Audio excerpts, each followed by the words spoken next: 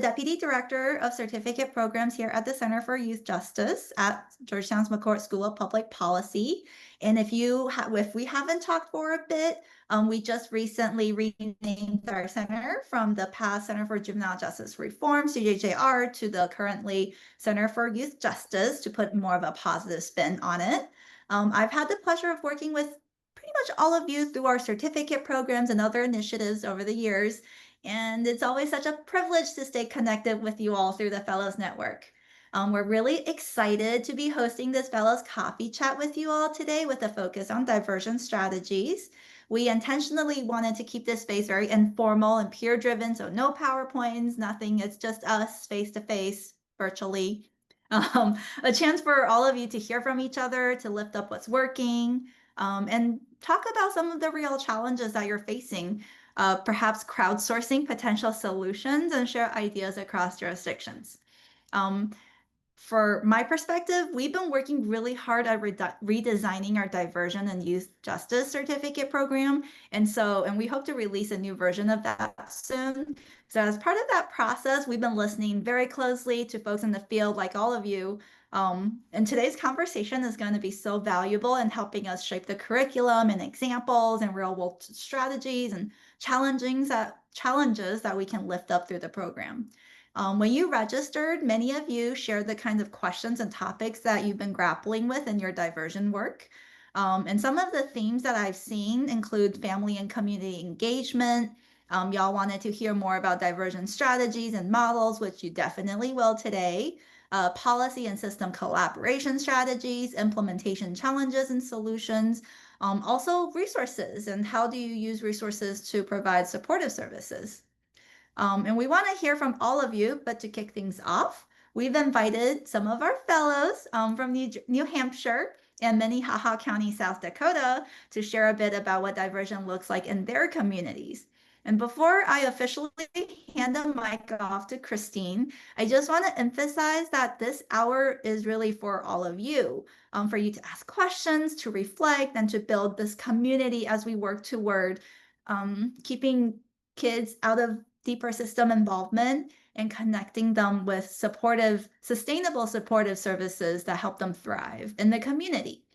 And so this conversation can't happen without you all jumping in and asking questions and sharing your perspectives. All of you are experts, and all of you have something to contribute, and I really look forward to that.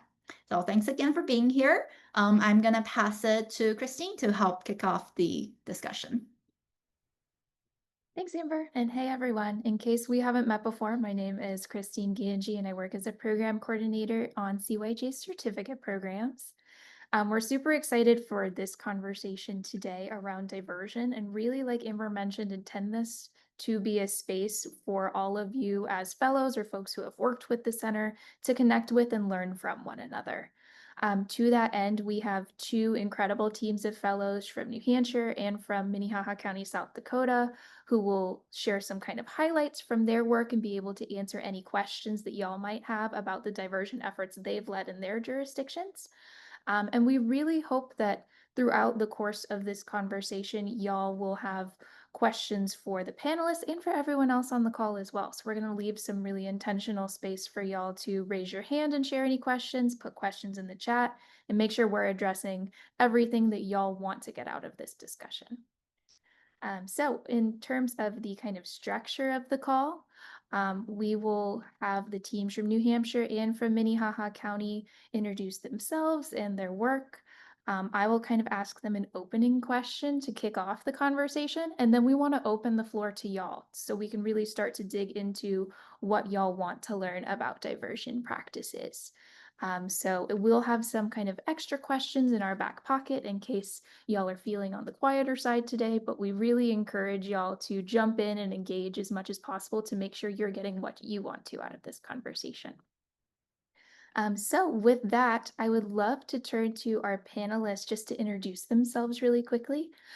So if y'all don't mind doing your kind of name, title, and the organization that you work for, that would be super, super great. And I'll start with the Minnehaha County folks who are fellows of our 2017 Reducing Racial and Ethnic Disparities program. Annie, do you want me to go first? I'll take that as a yes. My name is Carol James. I'm a senior trial attorney with the Minnehaha County State's Attorney's Office, and I am in charge of the juvenile section in our office for prosecution as far as delinquencies and child in need of supervision cases. I have been with the office for 18 years, and 15 of those 18 years I've been handling juvenile prosecution. Thanks, Carol. My name's Annie Broken Leg. Sorry, and my internet hopefully is holding up here. We all of a sudden are just getting a ton of rain. My name's Annie Broken Leg, and I serve as the juvenile diversion coordinator for the state of South Dakota, and I work out of our state court administration office for the state of South Dakota. Thanks, y'all. And I'll turn to the New Hampshire folks who are fellows of our 2019 Transforming Juvenile Probation Certificate Program. I'll start us off. So I'm Amy McCormick. I'm the Associate Bureau Chief for Juvenile Justice here at DCYF, so the Division for Children, Youth, and Families for the state of New Hampshire. I oversee probation and parole practices for our state and have been with probation in our state for almost 20 years. So looking forward to the conversation. Pamela? Okay, I'll go. Sorry. I'm Pamela Jones. I am a public defender in Nashua, New Hampshire. I've been a public defender for 17 years. Youth law, juvenile law has been my passion and the thing I care the most about, although I represent all people. I've been on the Transforming Probation team. I've had the privilege of being on the Transforming Probation team where we have done some really great, in my opinion, diversion work. Thanks. Good afternoon, everyone. My name is Susan Ashley. I'm a circuit court judge. I've been on the bench since 2007. And since that time, have done whatever needs to be done in circuit court, but a sliver of that includes our juvenile work. And I've had the pleasure of being involved with several initiatives, including the one just mentioned by Pamela and Amy with transforming our juvenile probation process. And we'll be talking a little bit more about that in the next few minutes. So glad to be here. Great. Thanks, y'all. And if y'all in the audience are interested in introducing yourselves in the chat, please feel free to do so too, so we can all kind of say hello and see where everyone here is coming from. All right, so with that, I will get us started. So to start with, we're going to kind of get an overview of the diversion related work that both of these teams of fellows have undertaken.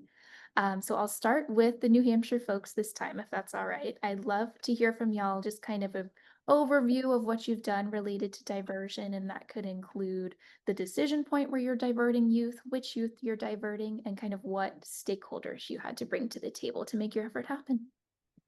Sure. So as you indicated, we participated in the Transformation Probation Certificate Program in November of 2019, which feels like a long time ago at this point with the number of changes we've made since then. But at that time, we had a team of 7 individuals from key stakeholder areas involved with juvenile law and juvenile justice within our state. We had a prosecution, a former police officer from our largest metropolitan region, representation from our diversion network. We had a child advocate on our team that represented our entire state. We had several administrators involved, including the director for the Division for Children, Youth, and Families, which is where juvenile probation is located in our state. And then my 2 esteemed colleagues that are with me today to talk about our work, Pamela and Judge Ashley, representing defense and the judicial branch. So since 2019, we've been very busy implementing our 2 capstone goals, which were to implement an assessment process to make informed decisions about how youth were going to be served and to change the rules of probation. So in order to do those 2 things, we had legislative changes that happened to institute the assessment process by June of 2021 to be enacted January 1 of 2022. And the rules of probation we changed also happened July 1 of 2022. So how did we do that, right? So, and what is the point of the diversion piece? So in our state, the assessment process means that law enforcement makes a referral to juvenile probation for a voluntary needs assessment to be completed utilizing a CANS tool prior to a petition being filed in the court. The CANS is a child and adolescent needs and strengths tool, which identifies youth strengths and needs, and we're using those strengths to reduce the needs that are being derived through the process. It's driving recommendations for youth to be served in the community through diversion programming, mental health access, or at times, the court intervention is necessary. The assessment process created consistency for youth being served throughout our state. Prior to that, law enforcement across the state had individual discretion as to how diversion would or would not be accessed, and validating that on the petition that they filed. This creates consistency amongst all youth, regardless of where they're served, to be able to participate in this voluntary assessment. We have a lot of data associated with it that we've captured over the past 3 years, and we have roughly 25% of the youth that we assess annually being referred for court intervention, 20% are being referred to behavioral health, and 55% of them are being served through formal or informal diversion programs throughout our state. Overall, we have a 40% reduction in the number of youth being served through court oversight since our work has launched. For youth that do end up court involved, we also petitioned the New Hampshire Supreme Court for an administrative rules change for our rules of probation. We originally had 20 static rules that every kid followed regardless of what their offenses were. We changed that to 5 rules, all consistent, and then the number 55 rule is to follow the plan, which is again built upon the plans that was conducted from that pre-court intervention assessment. So we're making informed decisions for youth based on their strengths and needs, rather than finding out about what those strengths and needs are after court intervention has occurred. As a team, 5 of our 7 original members continue to meet regularly. There was some turnover for the other 2 folks, but our core 5 have met regularly throughout the 6 years. We've hosted numerous ongoing learning, training sessions, feedback we've asked for, we've solicited regarding these changes. And we all continue to have a commitment to serve the youth in New Hampshire in a more positive way than we did prior to our participation. And our diversion numbers and participation and completion in that have truly changed how youth are served in our state. And it's really hard for me to only talk about this for 5 minutes because we've done like 3.5-hour presentations on this stuff, right? So like I could go on for a really long time, but that's a 5-minute highlight reel. Thanks so much, Amy. And I really appreciate that you lifted up your kind of focus on enhancing youth's strengths and reducing their needs. I know in some of our previous calls, you mentioned that you aren't measuring a youth's risk to determine response. You're really focused on those strengths and needs, which I think is really unique. Yeah, we eliminated the use of a risk tool in our state by embracing this process. Great. Thanks, Amy. I'll turn now to the Minnehaha County folks. If y'all don't mind giving us kind of an overview of your diversion work, where youth are being diverted, who's being diverted, and kind of who you brought to the table. Yeah, Carol, do you want to kick it off? Well, if you had something you would like to say first, feel free.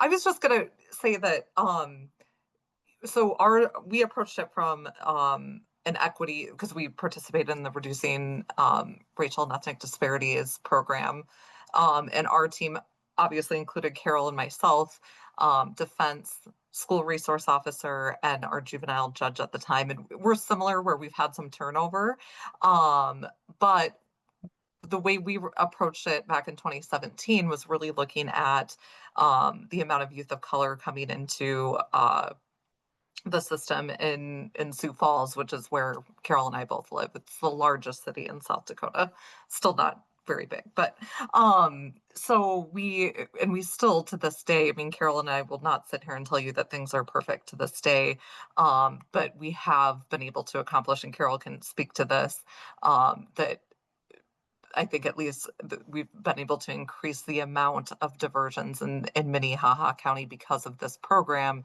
because we really intentionally looked at our data to see where the arrests were happening in Sioux Falls, the impact that youth of color, how they were entering the system, which I'll be blunt, it was through our schools. Those were the top 3 geographic locations. So because we had that school resource officer on our team, we're able to work with the law enforcement, local law enforcement to develop a diversion program that looked at those top offenses that youth of color were being arrested for at the school. So that was kind of the approach we took. Carol, you take it away, because shortly after we did that, then I moved into the state diversion coordinator role, but have been somewhat involved. But Okay, so I think Annie cut out there for a minute because of the rain situation we're currently in here.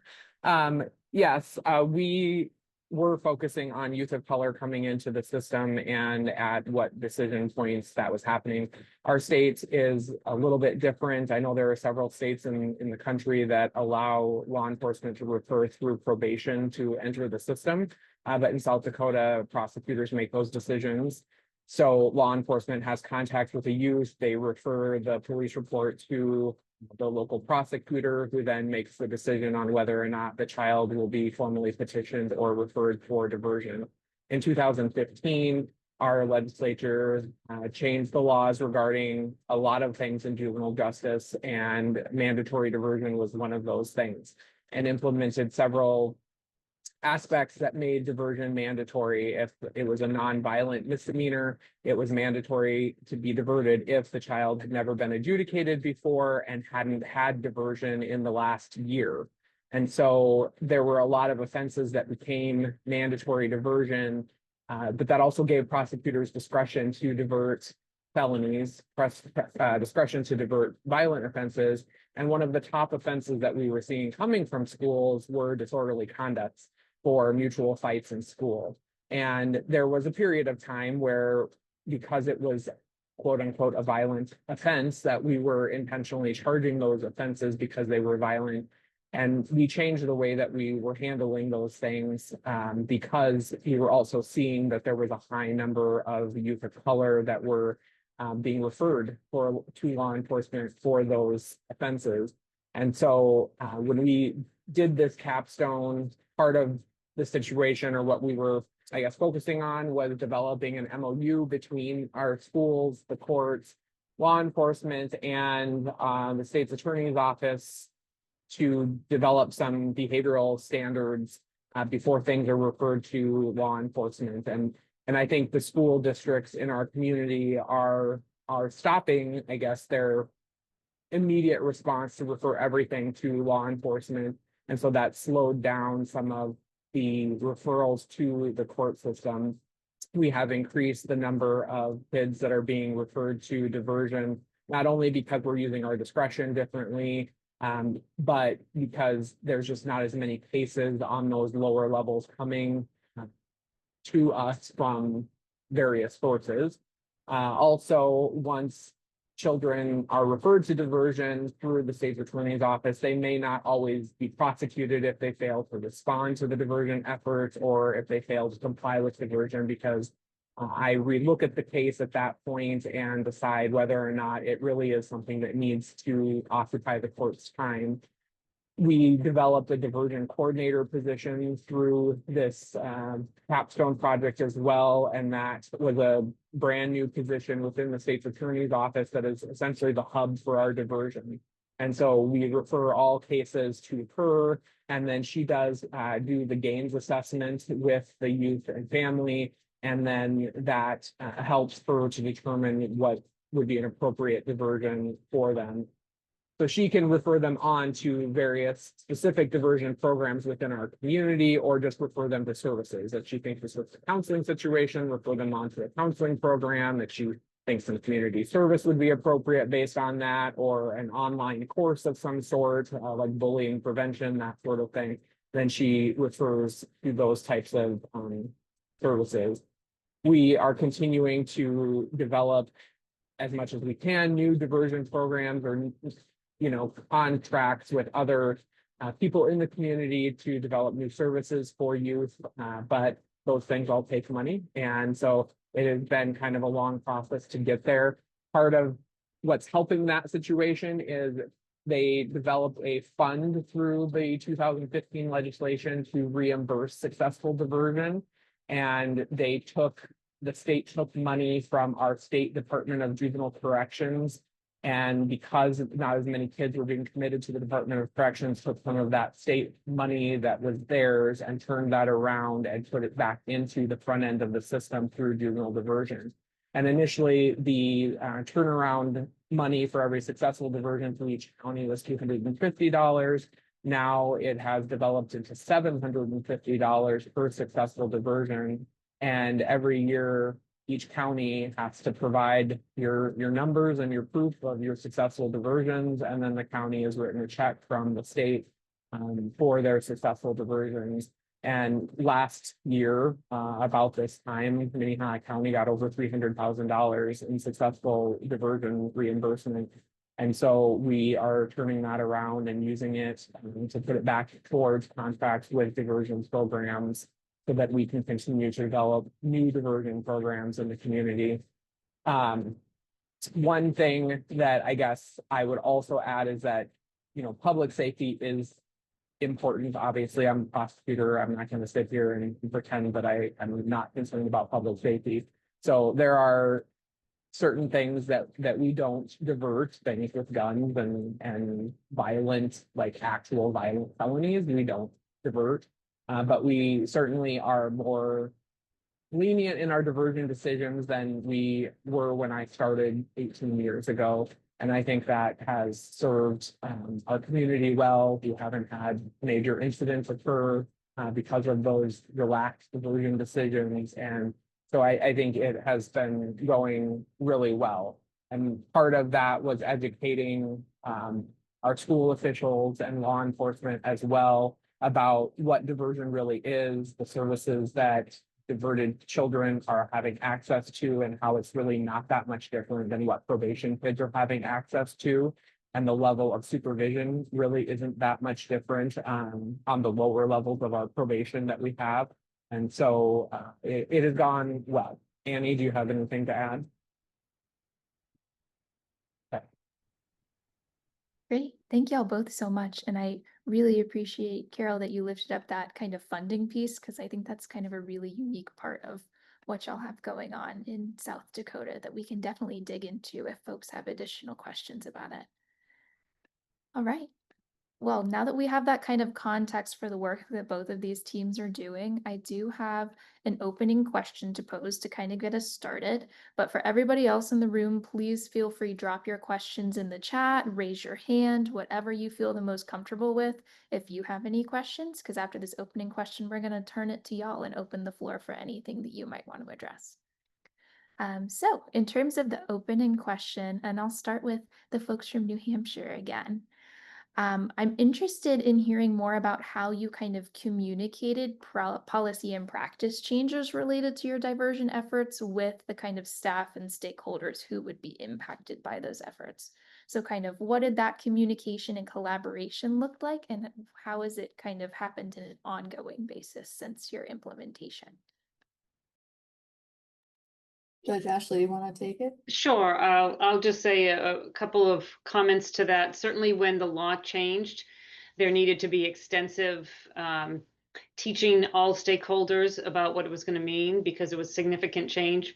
Police couldn't file petitions any longer just out of the gate. So, and in New Hampshire, we don't have centralized prosecution for delinquent cases. So there were a lot of trainings that we need to occur.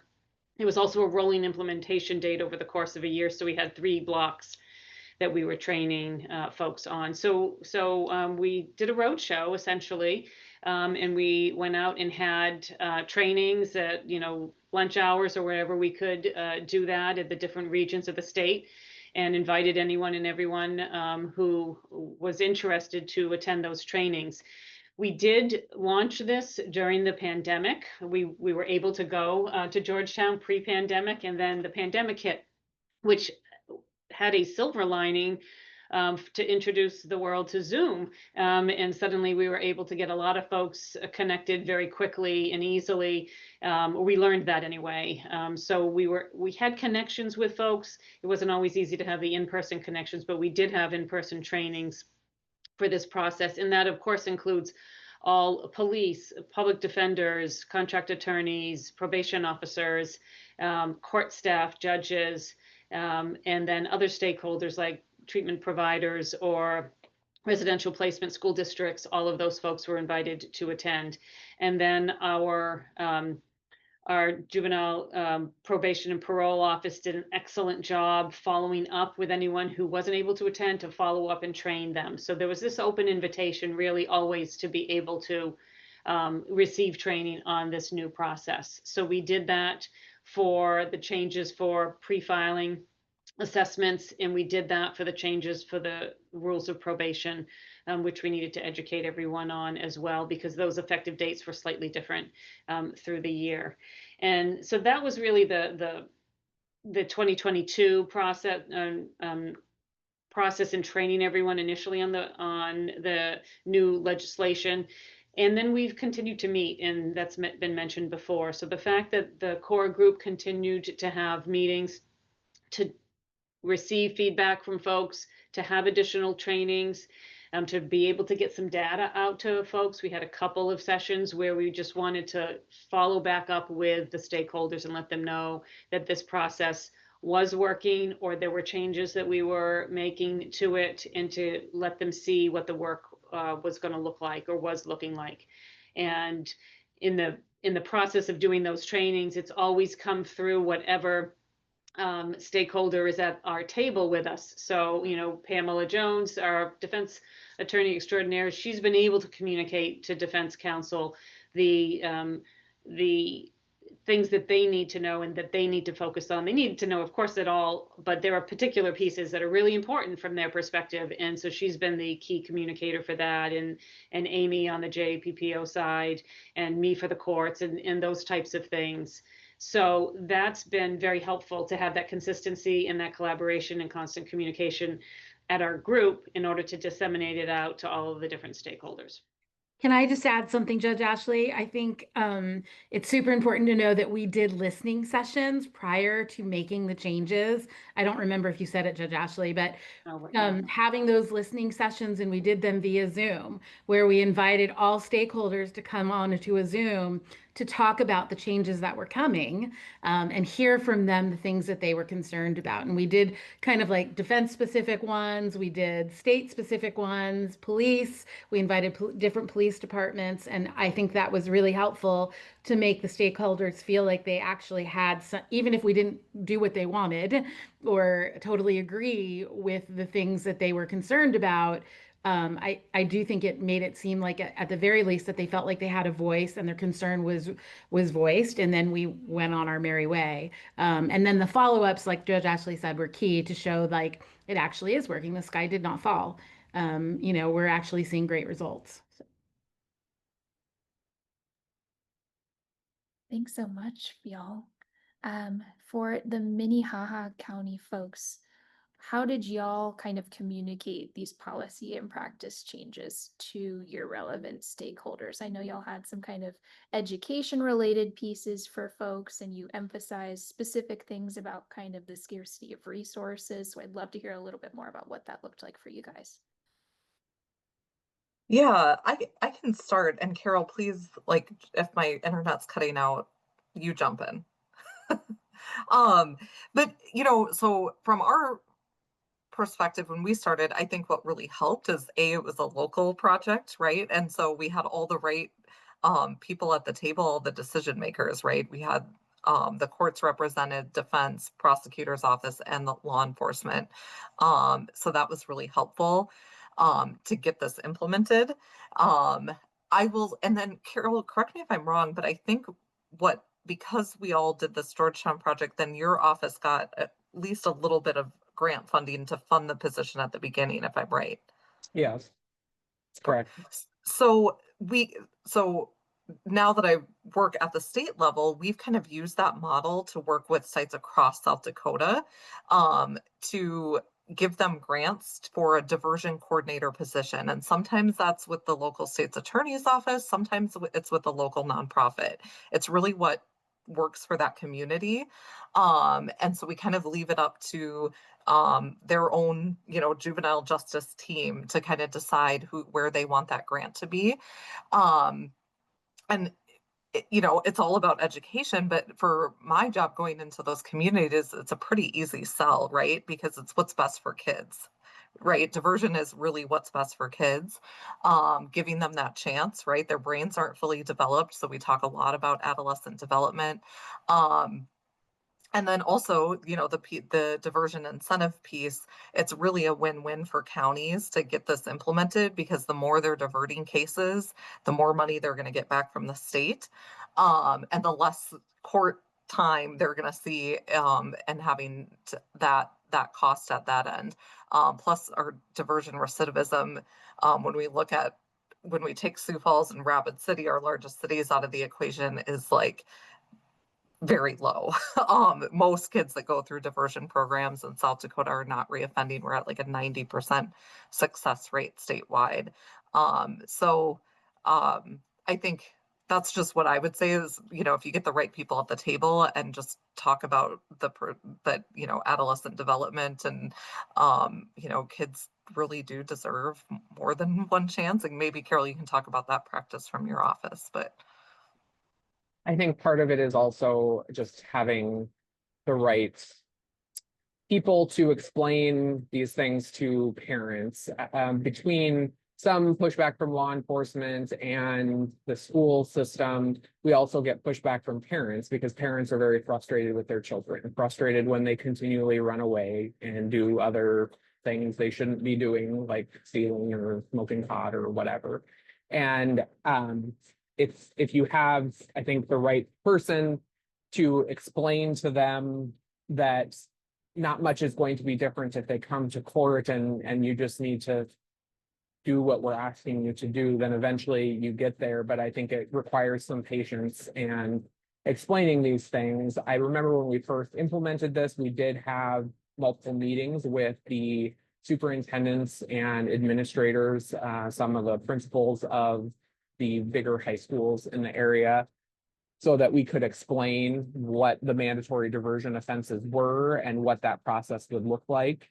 And they, we work very closely with the Sioux Falls School District, which has like 27,000 kids.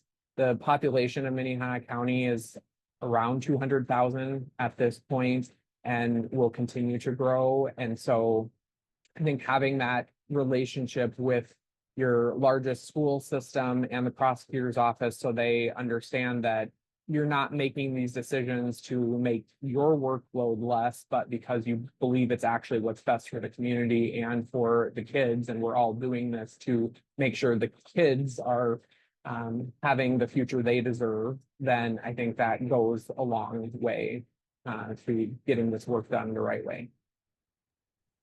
Yeah, thank y'all. And I think I'm hearing some common themes across both of your teams around the importance of kind of finding your in with all of your necessary stakeholder groups, really identifying what they care about and giving them the opportunity to voice those concerns and show that you're listening to any concerns that they might have. I think that's really, really important, especially in terms of gaining buy-in from all of the folks that you need. All right, y'all. So I want to open the floor to the participants on our call to see if y'all have any questions related to diversion. I see a couple in the chat. Let me try to scroll up to the top so I don't miss any here. I think I see one here around for Amy, interested in what strategies conversations worked in switching from a risk mindset to one that's more focused on strengths. Matt is in Texas and they're mandated to use a validated risk and needs assessment. So for our state, we embrace the CANS tool because it's being utilized by many different entities within our state. So it's being utilized by our res providers, our mental health providers, our high fidelity wraparound services, and our child protection department is starting to use CANS. Juvenile justice, we were using the SAVRI or SAVRI, depending on how you want to pronounce it. And we really didn't see any benefits from utilizing it. It provided us levels of supervision that made absolutely no sense to what the kids were really experiencing. And we were able to demonstrate that through a lot of data that we had collected on it. And we had talked with our different stakeholders about what outcomes are we looking for. And what we were looking for is to be able to pair the kids with the appropriate service intervention based on what was being identified. You don't need a risk tool to do that. You need a strengths and needs tool to be able to identify what those things are.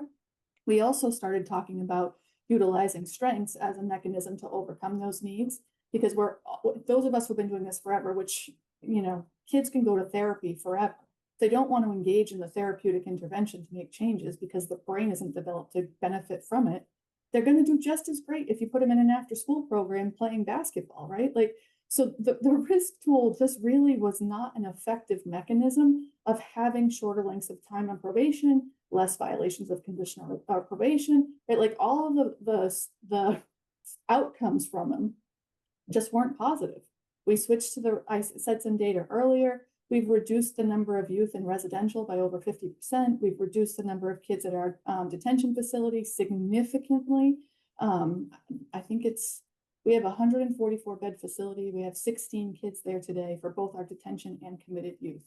We have youth who are being referred for diversion at 3 times the rate that they were prior to our changes. And their recidivism rate is 80% of the time, the kids are not coming back for further offenses for 15 months. And the kids who are returning are kids we already talked about needed for court intervention to begin with. So it was a risk, so to speak, for folks to take the leap to embrace the strengths and needs tool, but then the data that we have associated with it eliminates any fears that anybody had about the utilization of it. And the matching services that we've provided is just, it's astronomical, the outcomes that we're seeing. So I'm happy to share with you, if it would be helpful, some of our data slides to help with your conversation in your state about changing that. And it's not as risky, so to speak, as folks think it is. Can I add something to that? Just, I think, to help understand the bigger picture of what we were doing.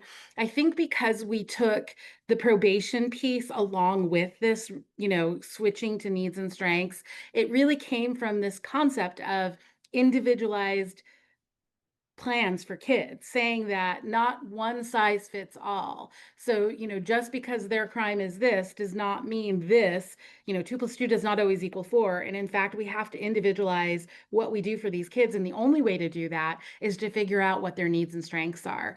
And yeah, they're in the cans, there's embedded some risk stuff, right? Like, of course there is, but that's not the focus. The focus absolutely is, how do I help this individualized kid? What did they get arrested for? Oh, they didn't get arrested for anything that has to do with drugs. We know nothing about this kid having anything to do with drugs. We do not need to worry about drugs for this kid. We need to worry about these other things for this kid that are so important. Let's, guide them towards that thing.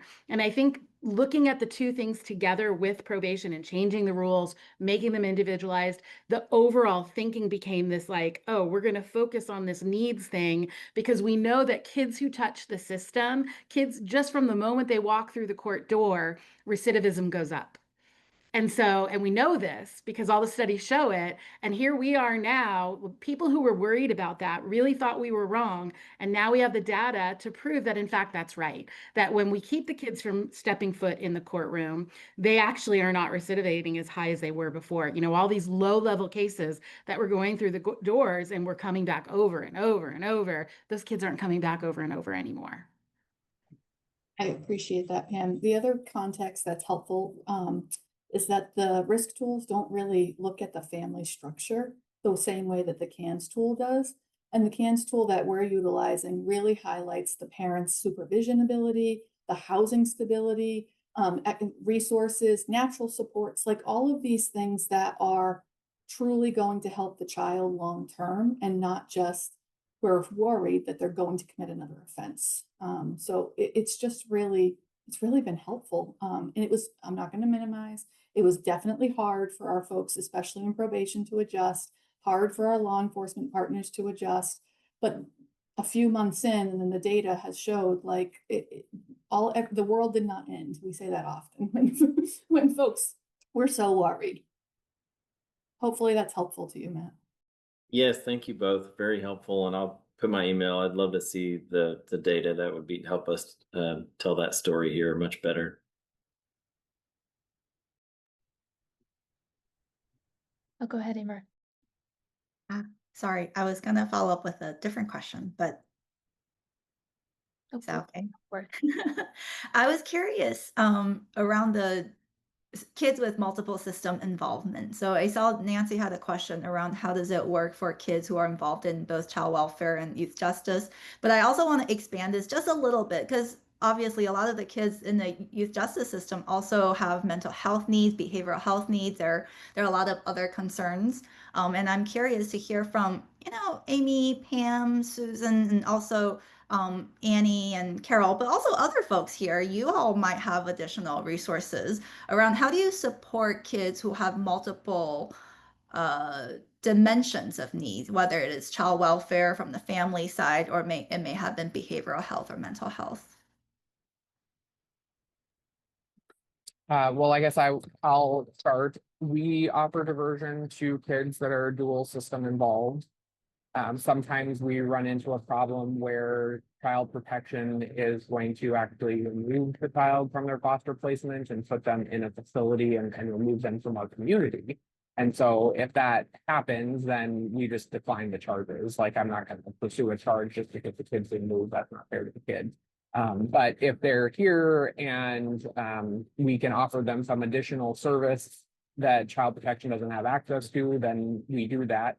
But if child protection is already dealing with whatever the issue is, and we would be, I guess, giving them more services than they need, like we don't want to also over supervise either. So it's part of what the diversion coordinator does is she assesses what's going on with them and then reports back if she has any question about whether or not we should continue pursuing offering them additional services. But it used to be before we did this that we would just prosecute them because they were dual involved. And that was like a red flag that there was a problem because they were already in the system.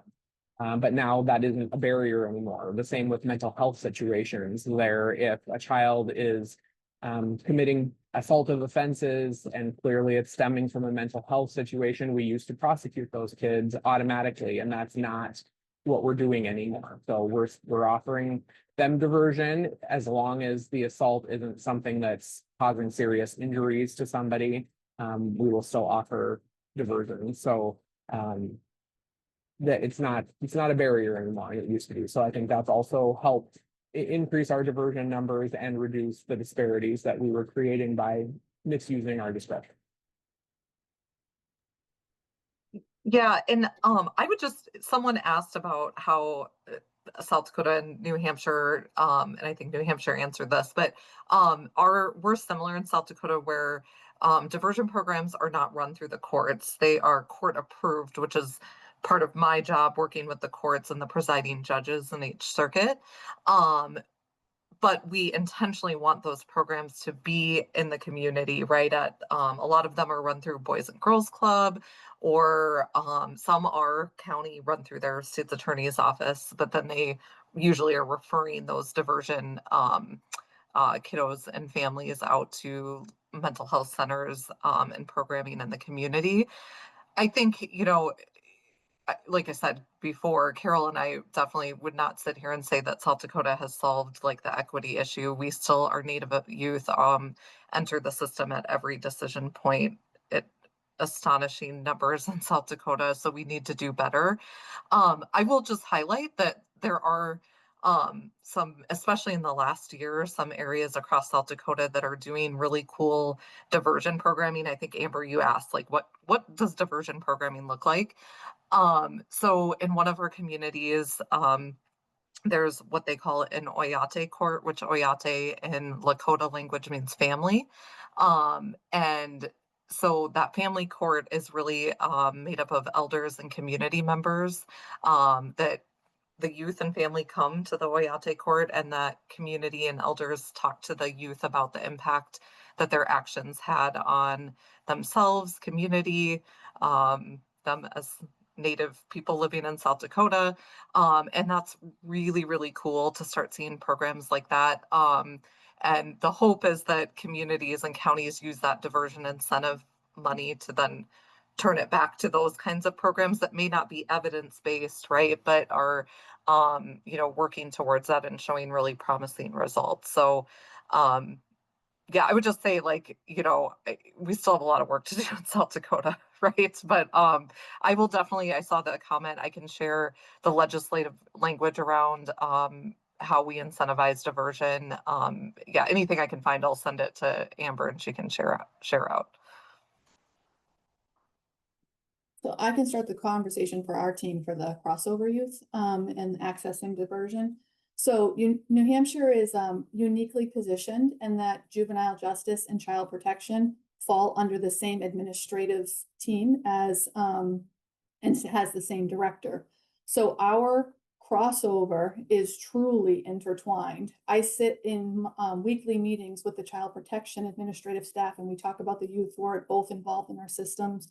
We share the same computer system. We share the same services for kids and families. We share the same residential programs, psychiatric hospitals, foster homes. Like juvenile justice in New Hampshire has access to everything that a child protection case does from start to finish. The only exception is our locked facility that is only served through juvenile justice. Everything else is across the board. So in our state, we've really embraced crossover youth between juvenile justice youth and behavioral health. And we've really put an emphasis on bridging that gap for our overall system of care. Youth that are assessed through the process that we talked about using the CANS tool, 20% of the time are referred for our high fidelity wraparound model through behavioral health, which is funded in New Hampshire by the 1915I state waiver, Medicaid reimbursable. So any youth in our state can access this level of care. They do not have to be juvenile justice involved to do so. The kids who we are referring 100% of the time are eligible, and they're enrolling voluntarily 90% of the time, which is like twice the rate of any other referral they get because of the CANS tool that's been identified of what their needs are and the behavioral health concerns that have arisen.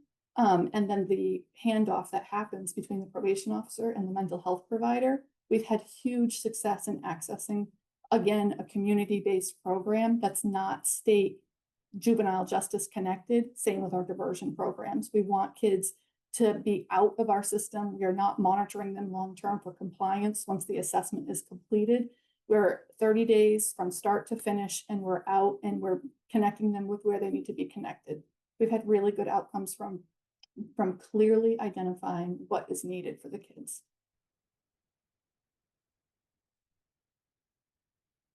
I don't know, Pam, if you or Judge Ashley want to add anything.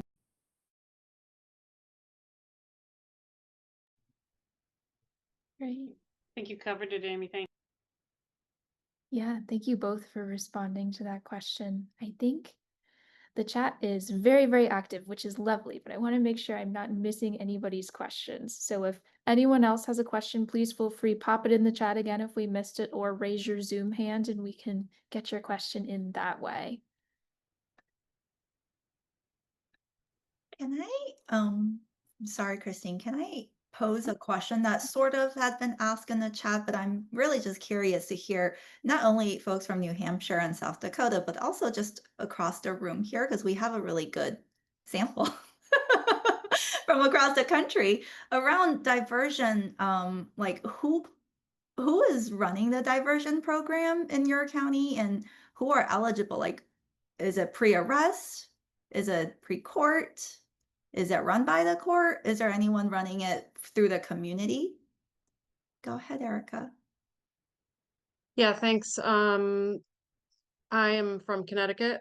Did the program, it feels like 1,000 years ago. I think it was 2016, which I guess is pretty long. We have a pretty substantial diversion system here in Connecticut that is 100% community driven. It is not supported financially. I mean, it's supported by court, but not, they use it, but it is funded through local dollars and a small amount of state dollars, but is highly underfunded, of course, as usual.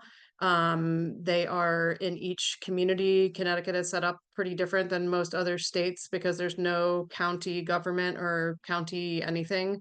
It's all individual communities. So we have 169 towns that each have their own everything, their own police department, their own schools, their own fire, their own health, everything. So it is a little bit challenging, but we have diversion across the state. We're about to expand to make sure that every single community has access, which will happen by 2026. We're probably only, a couple dozen communities short of having full coverage. They're run by their mostly by their local youth service bureaus, which are statute driven. And we're undergoing like a pretty big transformation right now. We're just about to, in the next week or two, roll out new protocols and procedures, and we're going fully restorative. So the process will be a fully restorative process where it's really the focus is purely on the incident and who was harmed and how to repair that harm. There will still be obviously a focus on what needs there are and what other things can be addressed, but it won't be part of whether a youth is successful or not. That will sort of be parallel to that. We are also drafting a statewide police policy based on some legislation this year that will essentially guide all police, both local and state police, on how and when and who to divert. And as it looks now, it will probably be, mandatory pre-arrest diversion for all misdemeanors. First and second time is the hope. So we are really, we have a sort of different system right now because we have so many discrepancies from town to town, which is why we're doing sort of the standardized model. Some are doing pre-arrest and some are doing post-arrest. But we also have a sort of fail safe at the court level. And so when kids are sent to court, unless there's a couple of exceptions for, serious juvenile offenses, violent felonies, kids currently on probation, but otherwise every single kid who comes in does a screener, which is mostly a risk screener. And if they screen out as low risk, they're automatically diverted back to the community. So that is sort of like the fail safe. But I think with the new police policy, that will happen even less, and most of the kids will be going pre-arrest to these community teams, which will be called youth diversion teams. Can I ask, can you tell us more about what do you mean by community driven when it comes to the diversion? So it's all, so they're each community, like I said, each community has their own team, and the team is made up of youth service bureau staff who are the ones who generally facilitate. And then there's members of the community who volunteer on that team, and could be regular community members, could be faith-based, could be mental health agencies, could be probation staff. And that team, it meets together, after sort of a large intake process, and then works through this restorative process with the youth, the family, and the person harmed or the victim whenever possible, to come up with that plan. So it's all sort of kept in the community. It's all run by the community, and all that. So I think that's probably the best answer for that. Yeah, and I love how it's the community have that decision power on what the kids need and how to address it, and really keeping the kids within their community there. Yeah, for sure. And I think with the move to the restorative piece, it's all very the family is, engaged in a level that doesn't always happen, where they're, making the decisions and they're coming up with ways to repair the harm themselves and things like that with the support of the people around them. So I think it's much more meaningful, and, we know that restorative justice works. And, so I'm looking forward to having everybody sort of on that same page. Thank you for sharing. We just need money. That's all. Anyone else feel so inclined to share a little bit about what diversion looks like in your jurisdiction?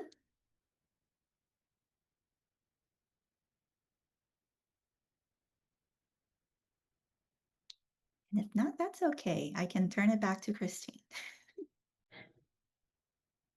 Great. Thanks, Amber. I know we only have a couple minutes left, so I want to pose kind of one last question to our panelists here. If y'all have any advice that you'd give to folks who have maybe who are wanting to bolster their diversion practices, who have a diversion program but are looking to make adjustments to it. Is there anything that you would share with those folks that you've kind of learned from your own work in diversion? And anybody can answer.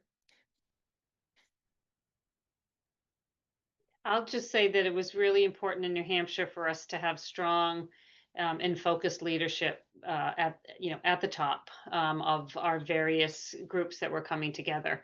That was really the key to make the significant changes that we were making. And we didn't talk in detail, but we mentioned the law changed, and that doesn't happen on its own. We didn't have a legislative representative on our team, but we had a key champion that was in our legislature that was able to advance the legislation that we needed, and that made all of the difference. So having those pieces come together and changing the law when it's a tough norm to shift. And if you're feeling like that and you have an opportunity to try to get a law change in, then that may go a long way. And then you can bring everyone along and let them know the sky doesn't fall and the sun also rises and all of those other anecdotes. It can be done. Can I just share an encouraging thing that I hope is encouraging? I happened to be in a hearing recently. It was a hearing that I was doing with a client, and someone came to speak on behalf of my client. And that person was from MPAL, which is Manchester Police Athletic League here in New Hampshire. And they are one of our diversion partners. And they see probably the largest number of kids come into their system for diversion. A ton of our kids who now, who previously wouldn't have been diverted, are now diverted, and they go there and they get all sorts of services through that program. And the person speaking was a previously involved youth who had served a prison sentence. He committed a crime when he was fairly young, got a very serious sentence. He was able to get out, and he is now giving back. And he talked about the transforming probation stuff that happened in New Hampshire. And so I guess this is my encouragement. You have no idea the bounds you will reach by doing this work and sticking to it, even when it seems impossible and hard. Because there I watch someone who has now a career, previously involved person, has a career changing the lives of young people who are coming into that diversion program, because he's one of the diversion leaders. He meets with the kids, sets them up with mentors. So it's just kind of amazing to see the full circle restorativeness of this kind of justice. And so I can't encourage you enough that when it gets tough, because it will, and you will have people who will say, this is a horrible idea, we're not holding kids accountable. And you have to be ready for those questions, and you have to be ready for what they're saying and show them ways that we are holding kids accountable, just different. It's a different way of doing it. And just don't give up, I guess is what I would say, because, to see that full circle for us, I think is amazing. And when I say that is like our largest population, it's our largest population, and it's our most brown and black population of kids in our whole state. So to see that was kind of amazing. Don't give up. I would just add really quickly, because I know we're at time, like the champions, absolutely finding the champions in local communities. And in South Dakota, we're obviously a very rural state, very fiscally conservative state. Resources are very, very scarce. So, like the approach, finding that champion in the community and then be willing to work with credible messengers, right? We have some really great folks out in some of our areas out west that have been through the system that want to now be that credible messenger. Our Boys and Girls Clubs have been excellent, stepping up to the plate to offer diversion programming in rural areas. So I think just, yeah, being willing to like look outside and youth, look at any youth serving organizations that exist already to step up and work with you.